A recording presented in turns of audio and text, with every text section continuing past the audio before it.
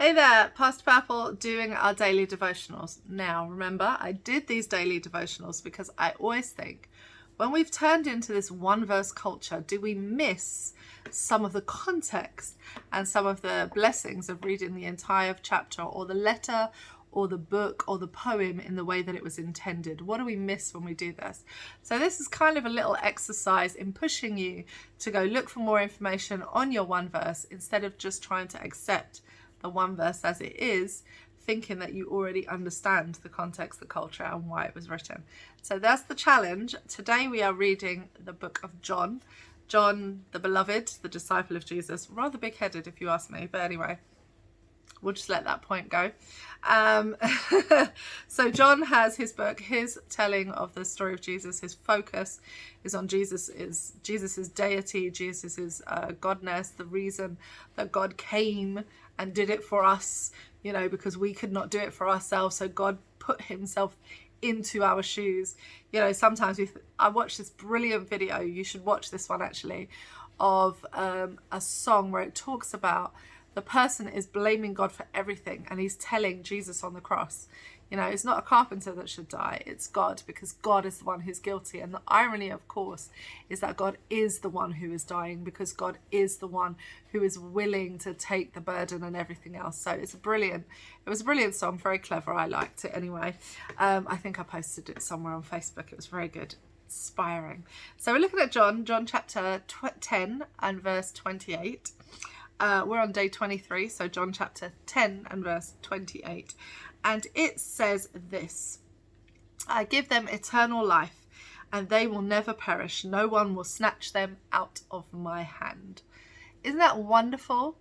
The problem with reading a verse like this without reading the entire narrative or knowing the story of Jesus is that you're like, okay, great, I get to live forever. Whoop!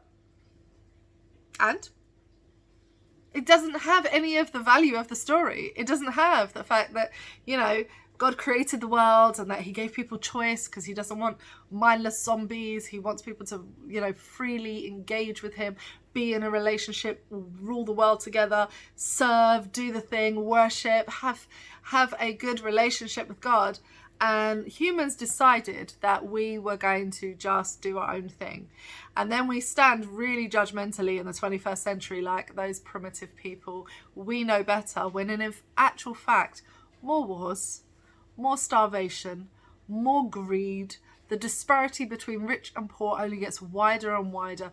The people that go hungry and actually starve to death in this world could actually be fed by the food that exists in the world. That's how deep the greed goes. The disparity between rich and poor having healthcare, something you think is basic treatment. People go into being the profession of doctor and nurse to help people and then end up finding out that they can't do that because somebody doesn't have an insurance or they don't have enough money. And then what does that say about the person whose ideal was to help people? So then there's all of these disparities we have, not to mention the fact that, of course, we have high cases of rape, abuse, racism, sexism.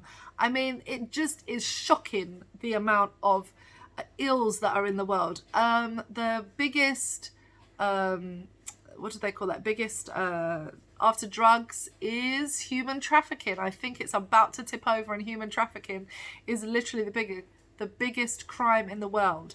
The biggest crime in the world is human trafficking. Do you know what human trafficking is? Slavery. That's what human trafficking is. Call it by its name.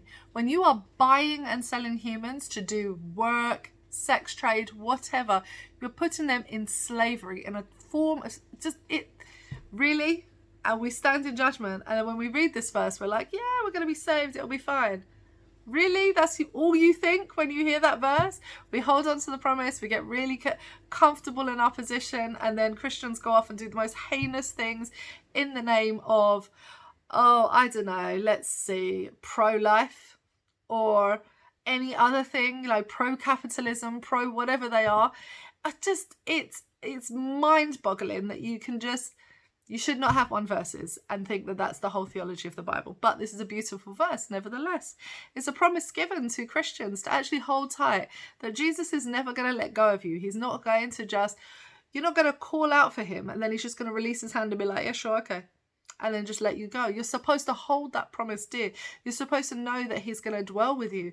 But you have to recognize that you live in a broken, crappy world where people choose every single day to do awful things.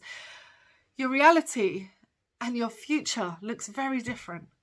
Your heart, what you know inside, your peace that God gives you, looks so different from the world around you. You know, we have this peace that passes all understanding because we live in this really messed up world where selfishness, the I, is the biggest thing we can have, and we're not thinking about the consequences. And sometimes it's just innocent mistakes. Sometimes it's just innocently going about your life. But a lot of the times we're talking about intentional evil.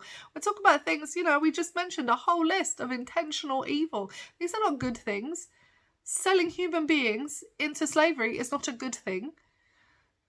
Anyway, I guess I've just gone off on a tangent. So to hold the piece together, we're just going to read the verse and you get to meditate on it and think, what could that mean in the context of the whole story? How can this give me peace? I give them eternal life and they will never perish. No one will snatch them from my hands. Amen.